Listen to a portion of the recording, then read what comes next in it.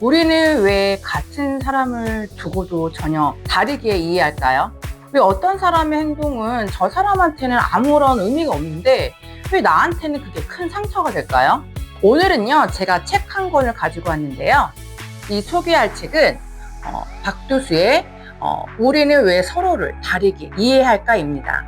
이 책은요, 감정을 위로하는 책은 아니고요. 대신 그 감정이 만들어지는 구조를 설명합니다. 안녕하세요. 문폰 김프로입니다. 제가 읽다가요, 인상적인 문장에 줄을 그었는데요. 그 문장이 어떤 문장이냐면, 실제 상대보다 내가 떠올린 이미지가 앞서고 또 상대의 행동보다 그 행동을 바라보는 나의 기대, 상상, 기억이 감정의 구조를 먼저 만들어버린다. 이 문장은요, 책에서 하이퍼 리얼리즘 개념을 설명하면서 나온 부분인데요. 이 책에서는 연애 사례로 많이 이렇게 설명을 하는데, 사실 이 구조는요, 모든 인간관계에서도 적용이 되는 이론들이에요. 연인뿐만 아니라 동료, 동업자, 친구, 가족, 심지어 비즈니스 관계에서도 똑같이 작동을 합니다. 우리는 이렇게 생각을 하죠. 저 사람은 이 정도 관계면 이렇게 행동해야지. 이 정도면 당연히 이해해줘야지. 이 상황이면 이 정도는 해줘야 되는 게 맞지 않는 건가? 그런데 막상 그 행동이 나오지 않는 순간 우리는 상대를 의심합니다. 하지만 그때 무너진 건 사람 자체가 아니라 내가 만들어 놓은 어떤 관계의 구조일 가능성이 크다는 거죠. 예를 들어 최근 제가요, 개인적으로 굉장히 큰 중요한 일을 겪으면서 제 지인인 이 사람은 당연히 이렇게 할 것이야 라고 제가 무의식적으로 생각을 했었는데, 근데 현실은 달랐어요. 그 순간 저는 감정이 굉장히 크게 흔들렸거든요. 그 감정은 서운함, 실망감, 여러 가지 감정들이었는데, 가만히 생각해 보니 제가 그 사람을 특정한 구조 안에 두고 있었기 때문이더라고요. 이 사람은 이런 상황에서는 당연히 이렇게 움직이는 사람일 것이야. 그 이미지가 저한테 먼저 있었고, 그리고 현실에서는 제가 생각했던 이미지가 어긋났을 때 감정이 반응을 한 거죠. 이게 바로 이 책에 나와 있는 인지균형 이론에서 말하는 기대와 현실의 충돌입니다. 또한 이 책이 하이퍼 리얼리즘 개념으로 본다면 제가 실제 그 사람을 제가 만들어 놓은 이미지에다가 더 강하게 믿고 있었던 거죠. 우리는요, 사람과 싸우는 게 아니라 내가 만든 이미지와 싸우는 경우가 많을 수 있어요. 제가 줄을 그은 이 문장은요, 연애의 이야기가 아니라 인간관계 전반에 대한 경고처럼 느껴지기도 하더라고요. 이 책은요, 프랑스 철학자 장 보드리아르 하이퍼 리얼리즘 개념을 인용합니다. 하이퍼 리얼리즘을 쉽게 말하면 이런 거예요. 현실보다 더 진짜처럼 느껴지는 이미지가 현실을 대신해 버리는 현상을 말하는 거죠. 우리는 실제 사람을 보고 있다고 생각하지만 사실은 그 사람 위에 내가 더 씌워놓은 이야기들, 그리고 기대, 기억을 함께 보고 있다는 거죠. 예를 들어 볼게요. 연애들 다들 하시겠지만 연애하다가요, 메시지 답장이 늦은 건 사실이죠. 팩트죠. 하지만 그 위에 이런 것들이 덧붙여요. 예를 들어서 요즘 나보다 다른 게 더 중요한가? 마음이 좀 식은 건가? 내가 예전만큼은 중요하지 않은 건가? 이 순간 그 상대방의 이미지가 완성되는 거예요. 그리고 우리는 그 이미지를요, 사실처럼 느끼는 거예요. 감정은 답장이 늦어서가 아니라 내가 만들어낸 이미지에 반응을 하는 거죠. 이게 하이퍼 리얼리즘입니다. 실제 현실보다 내가 구성한 서사가요, 더 강하게 작동하는 상태. 그래서 우리는 종종 이렇게 말을 합니다. 저 사람 원래 저랬나? 사실은 원래 그랬을 수도 있고 아닐 수도 있어요. 하지만 중요한 건요, 내가 알고 있던 이미지가 깨졌다는 그 사실이죠. 하이퍼 리얼리즘은 연애에서만 나타나는 현상은 아니에요. 동업에서도 그렇고 직장에서도 그렇고 친구 관계에서도 마찬가지입니다. 이 정도 관계면 이 정도는 해줘야지. 저 사람은 이런 상황에서 이렇게 움직이는 사람일 거야. 우리는 사람을 이해하는 게 아니라 사람에 대한 서사를 만들어 놓고 그 서사가 유지되기를 기대합니다. 그리고 그 서사가 흔들리는 순간 감정은 크게 반응합니다. 하이퍼 리얼리즘이 우리가 이미지를 더 믿는다라는 이야기라면 인지 균형 이론은요, 그 이미지가 깨질 때 왜 그렇게 불편한가, 이걸 설명합니다. 사회 심리학자 프리츠 하이더, 인지적 균형을 원한다고 말했어요. 쉽게 이야기를 한다면 우리는 세 가지가 서로 잘 맞물려 있기를 바래요. 내가 믿는 상대의 이미지, 그 사람에 대한 나의 감정, 그 사람이 실제로 내게 보여주는 행동들, 이 세 가지가 일관되면요, 편안합니다. 하지만 이 중에 하나라도 어긋나면요, 강한 불편함이 생긴다는 거죠. 책에서도 이렇게 설명을 해요. 갈등의 본질은 내가 알고 있는 상대의 모습과 현실이 충돌하는 순간 나온다. 우리는 상대에게 실망했기보다는 내가 알고 있던 구조가 흔들렸을 때 더 크게 반응한다는 거죠. 예를 들어 이런 거죠. A라는 사람을요, 중요한 순간에는 행동으로 보여주는 사람이라고 믿고 있었어요. 그리고 그 사람을 신뢰하고 있었죠. 그런데 막상 중요한 그 순간에서, 그 상황에서 기대했던 행동이 나오질 않습니다. 이때 생기는 감정은요, 단순한 아쉬움이 아니거든요.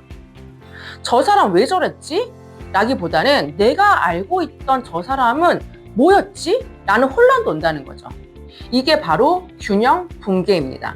책에서는 이렇게 말을 하고 있어요. 감정은 사실의 크기보다 균형 붕괴의 충격에 더 크게 흔들린다. 사건 자체는 작을 수는 있지만, 하지만 그 사건이 내가 믿고 있던 관계의 구조를 흔들면 감정은요, 크게 움직입니다. 그래서 우리는 종종 사건보다 훨씬 더 큰 감정을 느끼게 됩니다. 영국의 문화이론가 스튜어트 홀은요, 메시지는 단순히 전달되는 것이 아니라 부호화되고 해독된다고 설명하고 있어요. 쉽게 말하면 이런 거예요. A가 이렇게 얘기를 하는 거죠. 괜찮아. A의 의도, 인코딩이 내가 감당해 볼게. 상대에게 부담을 주고 싶지 않아. 그런데 B는요, 이렇게 해석해요. 디코딩이 들어갑니다. 내가 필요 없다는 건가? 나한테 기대지 않는다는 건가? 말은 같지만요, A와 B의 해석이 완전히 다르죠. 그래서 이런 문장이 나오거든요. 말하지 않아도 알 거라 믿었던 순간들이 사실은 오해의 시작이었다는 걸 우리는 종종 너무 늦게 깨닫는다. 우리는요, 상대가 내 코드대로 해석해 줄 거라고 믿습니다. 하지만 각자 다른 코드 체계를 가지고 있거든요. 보내는 사람은 자기 경험, 가치관, 감정 상태에 따라 메시지를 전달하는 것이고, 받는 사람은 내 경험, 기억, 기대에 따라 또 그 메시지를 해석하는 거예요. 문제는요, 이 두 개의 구조가요, 거의 항상 다르다는 거죠. 책에서도 이렇게 설명하고 있어요. 메시지는 단순한 감정 표현이 아니라 해석 가능한 형태로 구조화되는 의미 설계의 과정이다. 하이퍼 리얼리즘에서는 이미지를 더 믿는다라고 했고, 인지 균형 이론에서는 이미지가 깨질 때 감정이 흔들린다고 이야기했어요. 인코딩과 디코딩 이론에서는 그 이미지가 왜 어긋나는지를 설명하고 있죠. 동업에서는 내가 괜찮아, 너가 결정해. 직장에서 알아서 판단해. 친구 사이에서 너가 편한 대로 해. 보내는 사람은 배려일 수 있지만 받는 사람은 방임이라고도 느낄 수 있다는 거죠. 그 순간 하이퍼 리얼리즘이 작동하고 인지 균형이 깨지고 감정이 폭발합니다.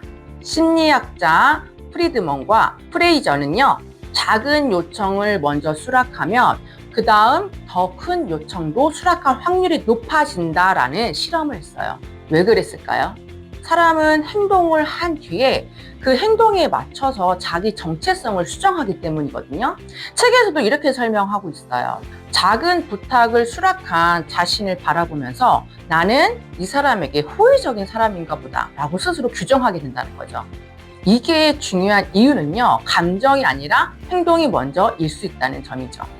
예를 들어서 처음에는 단순한 친절이었을 수도 있습니다. 가벼운 대화, 작은 배려, 또 사소한 도움. 그런데 그 행동을 반복하면 우리는 이렇게 생각합니다. 나는 이 사람을 챙기는 사람이구나. 나는 이 관계를 되게 중요하게 생각하는 사람이구나. 이 자기 규정이 감정을 강화합니다. 그리고 그 감정이요, 이미지를 만들죠. 하이퍼 리얼리즘에서 말했죠. 우리는요, 사람보다 이미지를 믿습니다. 그 이미지가 어디서 오냐면요. 이런 작은 행동의 반복과 그에 대한 해석에서 옵니다. 그리고 인지균형 이론에서 말했죠. 그 이미지가 깨질 때 감정이 흔들립니다. 우리는 종종 이런 말을 하거든요. 이 정도 관계면 이 정도는 해줘야지. 사실 그 말 속에는요, 이미 수많은 작은 행동의 추적들이 있었을 거예요. 그리고 그 행동들을 통해서 우리는 상대를 하나의 이미지로 완성해 둔다는 거죠. 근데 그 이미지가 깨지는 순간 단순한 사건이 아니라 관계 전체가 흔들리는 것처럼 느껴집니다. 뭐 제가 말한 이런 이론들이요, 추상적으로 여러분이 들리실 수도 있어요. 그런데 저는 최근 개인적인 아픔을 통해서 이 구조가 얼마나 정확하게 작동하는지 제가 느꼈거든요. 이 사람은 나를 위해서 당연히 이렇게 해줘야 되는데 이런 선택을 할 거라고 생각했는데 무의식적으로 그 기대했던 사람이 있었어요. 근데 그 기대가요, 단순한 바람이 아니라 제가 그 사람을 특정한 구조 안에 두고 있었기 때문이더라고요. 이 사람은 이런 중요한 순간에 나한테 이렇게 행동하는 사람일 거야. 그런데 현실이요, 이미지와 달랐어요. 그 순간 느껴진 제 감정은 사건도 컸지만 그 관계에 대한 감정도 굉장히 컸어요. 지금 돌아보면 제가 믿고 있었던 그런 관계의 설계도가 흔들린 그 충격에 더 가까웠던 것 같아요.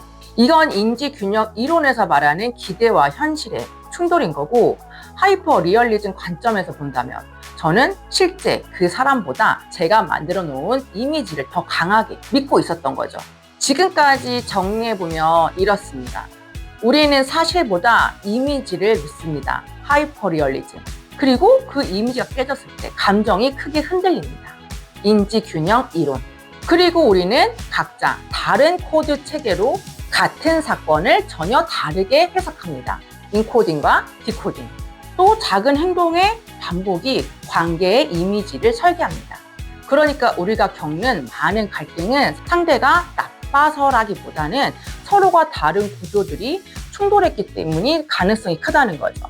이 책이 흥미로운 이유는요, 누가 옳고 그른지는 말하지 않는다는 점이에요. 대신 이런 질문을 던져요. 나는 지금 상대를 보고 있는가? 아니면 내가 만든 이미지 위에서 상대를 해석하고 있는가? 이 질문은요, 굉장히 불편하거든요. 왜냐하면 상대를 바꾸는 게 아니라 내 구조를 돌아보게 만들기 때문이에요. 관계는 감정의 문제가 아니라 구조의 문제일 수도 있습니다. 그래서 이 책은요, 위로하진 않아요. 대신 설명합니다. 감정이 요동칠 때 사람을 단정하기 전에 한 번쯤 멈춰서 이 질문을 던져보라고 말을 해요. 내가 지금 믿고 있는 건 현실인가? 아니면 내가 만든 어떤 서사인가? 우리는 왜 서로를 다르게 이해할까? 관계 때문에 반복해서 여러분 혹시 흔들린다면 이 책은 분명 여러분의 생각의 프레임을요, 한 번쯤 바꿔줄 수 있는 책입니다. 그래서 추천합니다. 어떻게 도움이 되셨나요? 도움이 되셨다면 구독과 좋아요 부탁드리고 여러분의 다양한 생각들도 댓글로 남겨주세요. 여러분의 성공을 늘 응원합니다. 화이팅!